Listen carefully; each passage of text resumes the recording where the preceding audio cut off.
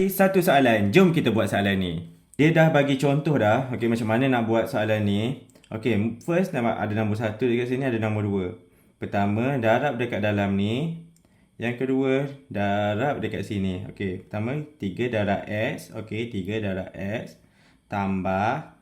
Okey, 3 darab dengan 5. 3 darab dengan 5. So, jadi 3X.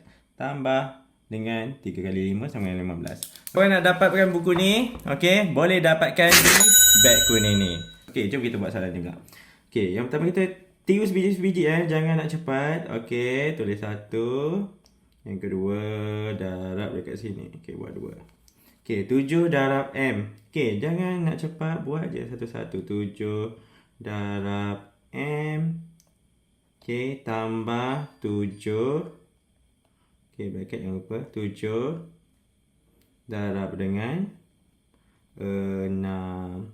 So, 7 darab M akan jadi 7M. Tambah 7 darab 6. Berapa? 7 darab 6. Okey, 35, 42.